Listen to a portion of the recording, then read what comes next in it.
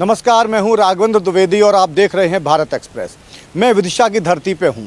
विदिशा एक ऐसी सीट है जहां जनता ने अटल बिहारी वाजपेयी जैसे दिग्गज नेता को जिताकर संसद में भेजा।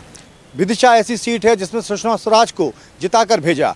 मुख्यमंत्री शिवराज सिंह चौहान की एक तरह से राजनीतिक पाठशाला कहा जाए, वो विदिशा की ही धरती है। यहीं से उन्होंने ककहरा जो है राजनीति का शुरुआती दौर में यहाँ से सीखा। जब वो चुनाव संचालक बने अटल बिहारी वाजपेयी के, उसके बाद अटल जी ने यहाँ से इस्तीफा दिया क्योंकि उन्होंने 2 सीटों पर जीत हासिल की थी। लखनऊ को चुना, यहाँ से सीट छोड़ी। उसके बाद जो उम्मीदवार बनाया गया शिवराज सिंह चौहान को, उसके बाद आप सबको जानकारी है कि वो कैसे उनका सियासी सफ़र आगे बढ़ा और वो मुख्यमंत्री तक पहुँचे और कई साल उन्होंने बतौर मुख्यमंत्री काम किया और अभी कर रहे हैं। आज हम बात करेंगे कि नेताओं के चरित्र की बात होगी कि वो जब चुनाव का वक्त होता है तो क्या कहते हैं, बाद में कितना जनता के बीच आते हैं। स्थानीय मुद्दों की बात होगी, नीति और नीयत की भी बात होगी। तो इस पर हमारे साथ अलग अलग लोग हैं और आप देखिए कि जिस कतार में जब वोट पड़ते हैं तो सबसे आगे खड़े होते हैं, सुबह सुबह जाकर मतदान केंद्र पर वोट डालते हैं, वो तबका भी हमारे साथ है जिनका एक विज़न होता है, सोच समझ होती है और जो अपने विचारों से स्थितियों को बदलाव के क्रम में भी देखते हैं, वो तबका भी साथ है। और मैं दिखाऊंगा अपने कैमरा के माध्यम से कि युवा वर्ग भी हमारे साथ है जो उस दहलीज पर खड़ा है कि जिसको आगे भविष्य की सियासत को समझते हुए भविष्य को गढ़ना है, रचना है। हम शुरुआत इन्हीं बच्चों के साथ करेंगे।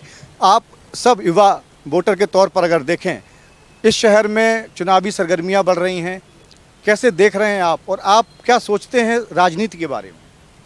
ऐसे तो राजनीति के बारे में कोई इंटरेस्ट नहीं है हम लोगों का जी।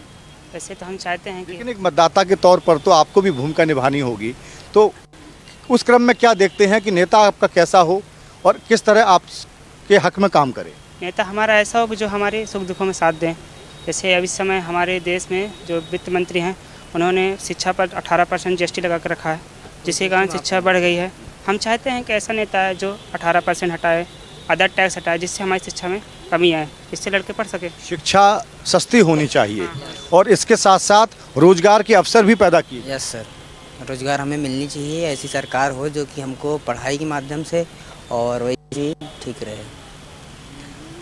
कैसे देख रहे हैं आप जब भविष्य की बात होती है और सियासी तौर पर लोग जो है भविष्य आप सब में देखते हैं, युवा पीढ़ी उसमें देखते हैं, तो नेताओं के व्यवहार पर क्या कहेंगी? क्योंकि चुनावी मौसम है, लोग आपके पास आ रहे होंगे वोट मांगने के लिए, लेकिन वही जीतने के बाद 5 साल आपके बीच में आते हैं नहीं आते हैं, तो उस लिहाज से क्या कहेंगे आप? मैं खुद इतना इंटरेस्ट जी नहीं, जो भी कहना चाहिए आप, जो आपके मन में बात हो। मेरे मन में तो बहुत कुछ चल रहा है। बहुत कुछ चल रहा है तो आप बोलिए, खुल के बोलिए।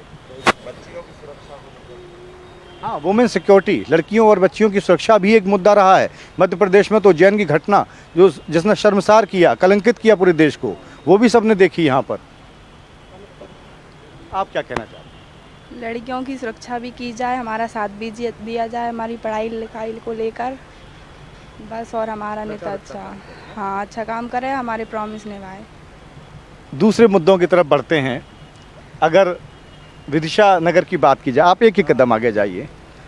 किस तरह की समस्याएं आप यहाँ देखते हैं और आप उम्मीद क्या करते हैं कि आपका विधायक कैसा हो, वो किस तरह का काम करे जिससे आपकी समस्याओं में कमी आए, आपकी ज़िंदगी बेहतर बने? हमें ऐसा विधायक चाहिए हमारे इधर कि जनता की सुने पहले तो, और सबसे पहले इसके बाद शिक्षा पे विशेष ध्यान देना चाहिए। मेन शिक्षा है। यदि बच्चे अच्छा पढ़ेंगे तो अच्छा सीखेंगे, हर चीज़ समझेंगे, जानेंगे। और आजकल क्या है, प्राइवेट स्कूलों को ज़्यादा मान्यता दी जा रही है और सरकारी स्कूलों में बिल्कुल कोई पढ़ाई लिखाई का मतलब अच्छा वो नहीं है। आप कहना चाह रहे हैं सरकारी स्कूलों में पढ़ाई का कोई माहौल अच्छा है नहीं? हाँ, अच्छा माहौल नहीं है। जाहिर, इसलिए जब लोग बच्चों को प्राइवेट स्कूलों में पढ़ाते हैं तो वो महंगी शिक्षा होती है और नहीं पढ़ा पाते हैं, अपने बच्चों को अच्छी शिक्षा नहीं दिलवा पाते हैं। तो सबसे पहले तो सरकारी स्कूलों पे फोकस विशेष होना चाहिए, स्कूलों पर ध्यान देना चाहिए। आप एक कदम आगे आ जाइए। आपका कोई सुझाव, क्या उम्मीद और क्या संभावना देखते हैं कि इस चुनाव के बाद कुछ बदलेगा, कुछ बेहतर होगा विदिशा की धरती पर, विदिशा के बारे में? अब सोचते तो सबकी इच्छाएं आशाएं तो यही रहती हैं आने वाली सरकार से कि सब अच्छा होगा, पर वो जो है जीतने के बाद आदमी सरकार बनने के बाद अपना जो है रवैया जो है उतना अच्छा नहीं रहता, बदल जाते नेता। हाँ और क्या, जो सिटिंग है, सोचते हैं उतना नहीं होता। और वे तो जो है ये तो जो है सभी पार्टियों का यही हाल है। देखिए मैं एक दिन पहले पहुंचा विदिशा और मेरा अपना एक निजी अनुभव है ये कि इस शहर को बहुत ज़्यादा डेवलपमेंट की ज़रूरत है। और जो हमने शुरुआत में अपने इंट्रो में नाम लिए, बड़े बड़े नेताओं को आप लोगों ने मौका दिया, जिताकर विधानसभा और संसद में भेजा, उस हिसाब से यहाँ डेवलपमेंट नहीं हुआ। डेवलपमेंट तो बहुत हुआ है। ये बहुत किस तरह, आप समझाएं कुछ। अब जैसे हमारे यहाँ हॉस्पिटल, मेडिकल और स्वास्थ्य की जो है सुविधाएं जो है बहुत अच्छी उपलब्ध कराई। सरकारी हॉस्पिटल दिया, सरकारी मेडिकल कॉलेज दिया, ये सब कहाँ था? ये तो बहुत अच्छा हुआ है ना। सड़कों का हाल कैसा है? अब सड़कों का हाल तो जो है मैं मानूंगा, मेरे तरफ से कह रहा हूँ, मेरी अपनी निजी राय है कि ये कोरोना नहीं होता सड़कें सब चमक रही होती। क्योंकि ऐसा भी हमने सुना है यहाँ कि पिछले जो नगर पालिका अध्यक्ष थे, उन्होंने पहले सड़कें बनवाई, फिर खुदवाकर सड़कों को पाइप डलवाया। तो अगर इस तरह की दूरदर्शी सोच के लोग होंगे तो फिर कैसे बाधित नहीं होगा काम, शहर का विकास? वो तो ठीक नहीं था, ठीक नहीं था, वो तो ठीक नहीं था। अच्छा, आप कह रहे हैं फिर करप्शन कैसे होगा, तो जरा आप इसको परिभाषित कर दीजिए। मैं कांग्रेस पार्टी से हूँ, अमित सोनी, जिला अध्यक्ष हूँ असंगठित कामगार कांग्रेस का। मेरा कहने का मतलब ये है, इनके पास कोई विज़न नहीं, प्रॉपर वे में कोई भी चीज़ इम्प्लीमेंट नहीं करते। जैसे भैया ने कहा मेडिकल कॉलेज है, मैंने मान लिया मेडिकल कॉलेज है। हमारे 250 बिस्तर का जो अस्पताल था, वहाँ का जो मैनेजमेंट था, स्टाफ था, वो इतना कॉपरेट करता था मरीज के साथ, वहाँ व्यवस्थाएं, फिर भी एक बार उम्मीद कर लेते। आज की डेट में 600 बिस्तर का अस्पताल जरूर बना लिया, पर स्टाफ प्रॉपर नहीं है उनके पास। दूसरी बात, बाथरूमों में डिलीवरी हो रही है, ये स्थिति, आए दिन मरीज परेशान होते, ये अव्यवस्था है। और आप जो बोल रहे थे अभी लाइन बिछाई इनको पहले नहीं मालूम रहता कि पानी की लाइन में कितना इंच का पाइप डलना चाहिए? भाई इंजीनियर भी रहते हैं, इनके डिपार्टमेंट के भी रहते हैं, सिस्टम होता है, और बिल्कुल प्लानिंग के साथ। मैं आपके पास आऊँगा। आपसे एक सवाल ये है, देख रहे हैं माहौल आप यहाँ का चुनावी, मैं तो और छात्र जीवन से ही नेता हूँ। छात्र जीवन से ही आप नेता हैं। कर्मचारियों का 38 साल अध्यक्ष रहा जी। अब 14 साल से रिटायर्ड वालों का भी अध्यक्ष। तो अपने विधायक से, छात्र जीवन से ही, अपने विधायक से और नई सरकार से जो आप चुनेंगे, उससे क्या उम्मीद कर रहे हैं आप? ये विदिशा है, ऐतिहासिक भी है, पौराणिक भी है और वैभवशाली भी है। धर्म कर्म के मामले में इसका नहीं है, लेकिन यहाँ रामनाथ गोयन का जैसे इंडियन एक्सप्रेस के मालिक भी जीते, अटल बिहारी वाजपेयी रहे, पंडित शिव शर्मा भी रहे, शिवराज सिंह जी 5 बार रहे, और इसके बाद भी कई ऐसे भी चले। लेकिन विदिशा का इतिहास जो बात है कि यहाँ प्रोग्रेस नहीं है। किसी ज़माने में शिवराज जी ने कहा था, जब 91 में हमारे ही साथ में ही थे, कहते थे ये सड़कें भाई साहब हेमा मालिनी की तरह चमका दूंगा। 50 साल बीत गए, कहने का मतलब 25 से भी 50 मान लो, लेकिन कुछ नहीं हुआ। देख रहा हो आप, 3 साल में गली गली में देख लो आप, गड्ढे अवरोध की चैन। विकास के नाम पर एक फैक्ट्री नहीं लगी। जैसे तैसे हम सुषमा स्वराज जी के माध्यम से रेलवे की कोच फैक्ट्री लाए थे, वो भी गेहूँ खेड़ी की बंद हो गई। ये भी मुझे जानकारी मिली कि उन सुषमा जी ने अपने प्रयासों से यहाँ रेल पार्ट्स बनाने की फैक्ट्री डाली और वो बंद हो गई, वहाँ गोदाम है। यही तो कहता है, यहाँ प्रोग्रेस के नाम से, विकास के नाम से गड्ढों में चला गया है। पैसा आया और गड्ढों में। नई योजना शुरू करने की बात तो दूर, जो शुरुआत हुई वो भी नहीं ठीक से चल पाई। हाँ, वो भी नहीं चल पाई। और स्वास्थ्य के मामले में तो बहुत ज़्यादा गड़बड़ है बीछा में। मतलब सड़कों की हालत तो है ही, बाकी स्वास्थ्य के मामले में तो इतनी गंदगी है कि कभी भी नगर पालिका की व्यवस्थित सफाइयाँ होती नहीं है। मैंने बहुत बुरा हाल है। इस मुद्दे पर मैं आपसे दोबारा बात करूंगा। अभी वक्त है एक छोटे से ब्रेक का। आप सब हमारे साथ बने रहिए, कहीं मत जाइएगा, बहुत जल्द हम वापस आते हैं।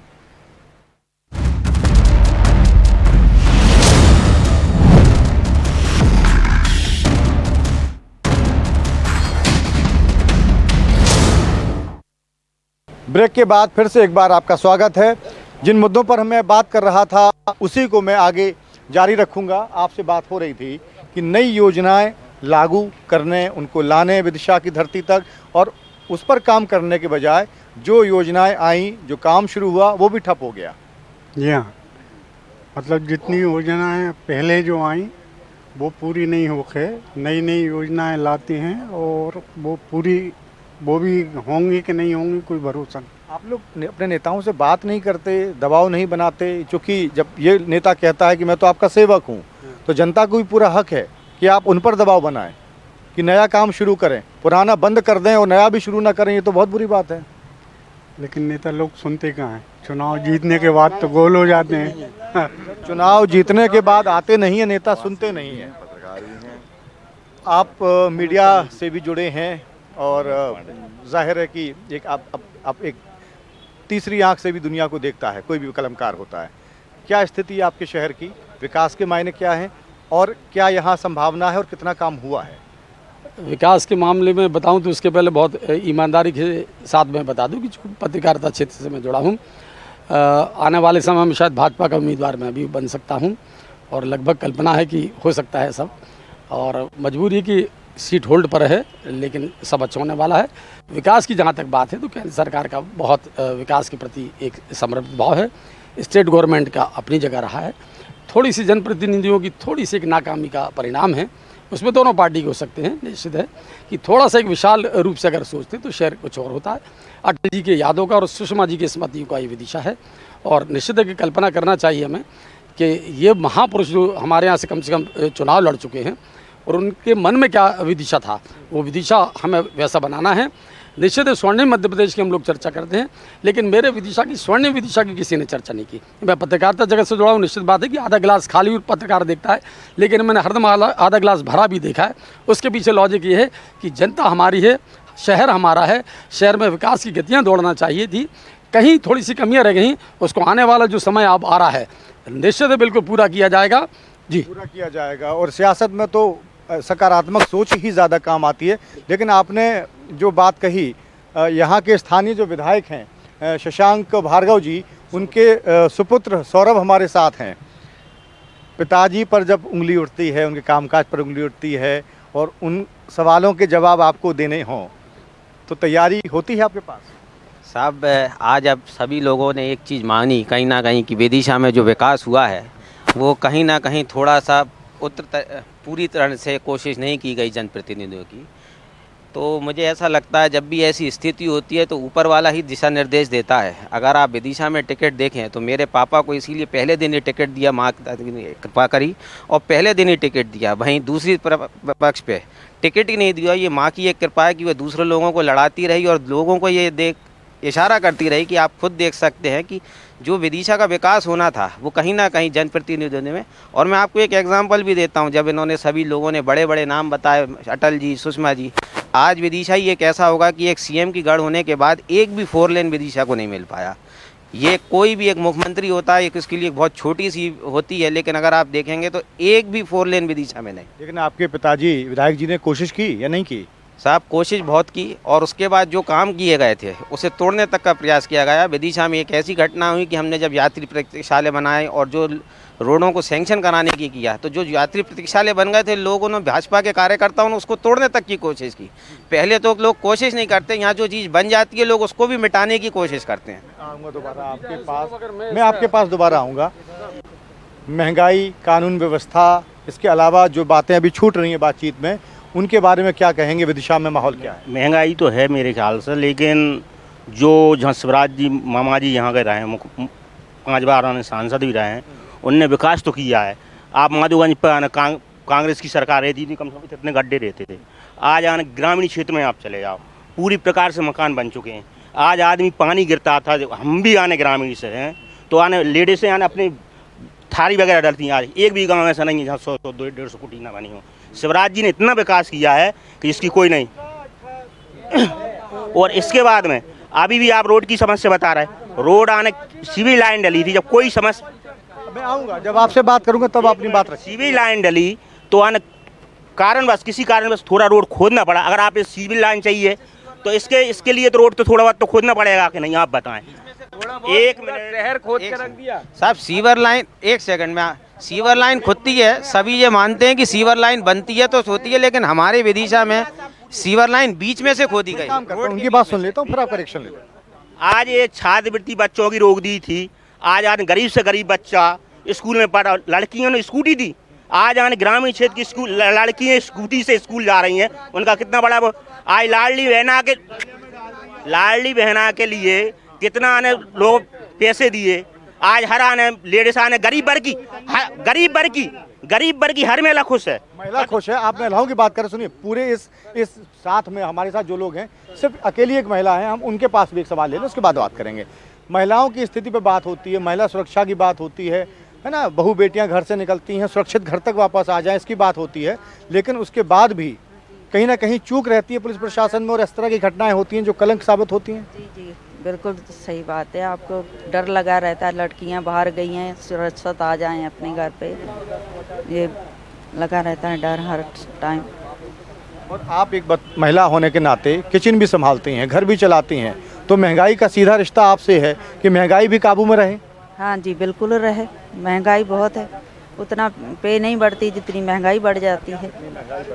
आप हाथ में क्या लिए? ये घोटाला दिख रहा है। ये इनका आयुष्मान घोटाला हुआ, चावल घोटाला हुआ, इसके अलावा डम्फर घोटाला हुआ, इसके अलावा इन्हों का व्यापम घोटाला के बाद पटवारी घोटाला। इन्होंने पिछले कार्यकाल में एक भी भर्ती साफ सुथरी नहीं निकाली। युवा ठोकरे खा रहा है, बच्चे पूछने लगे हैं कि हम लोग करेंगे क्या, हमें क्या करें। एक भी इन्होंने पूर्व काल में एक भी उद्योग नहीं डाला। जितने डिपार्टमेंट थे पिछले 3 साल में मध्य प्रदेश में मात्र 21 भर्तियाँ की गई हैं, कुल 21 पद सरकारी। प्राइवेट क्षेत्र को भी इनने बर्बाद कर दिया जीएसटी लगा के। आऊँगा दोबारा आपके पास। देखिए, मैं आपसे बात करूंगा, आप एक कदम आगे जाइए, आप लोग आगे आइए। अभी जब ब्रेक में हम आप लोगों से बात कर रहे थे, है ना, कैसे खर्चा चलता है, महंगाई का कितना असर है आपकी ज़िंदगी पे, परिवार को कैसे पालते हैं, जो आप कहना चाह रहे थे वो अपनी बात रखिए। हाँ, महंगाई तो बहुत है कि साहब, महंगाई की वजह से तो गरीब आदमी उठ नहीं पा रहा है, और यहाँ पर मजदूरी भी नहीं है उठती।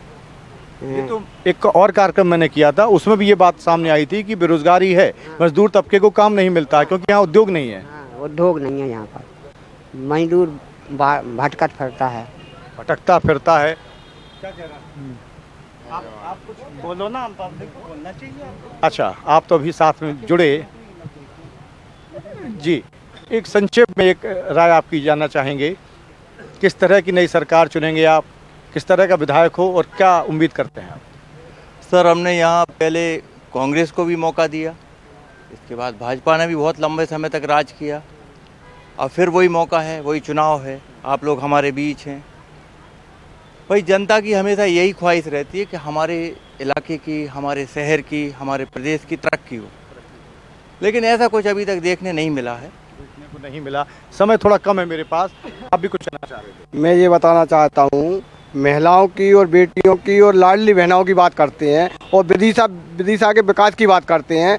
40 साल से यहाँ भाजपा का शासन है, मगर 2 घटनाएं ऐसी हैं। एक दोपहरिया की घटना है, एक बच्ची के साथ अन्याय हुआ, उस बच्ची ने शिकायत दर्ज करी, उसकी शिकायत नहीं सुनी गई, और इसके बाद में उसके पिता ने आत्महत्या कर ली, उसने आत्महत्या कर ली। वो कौन थे?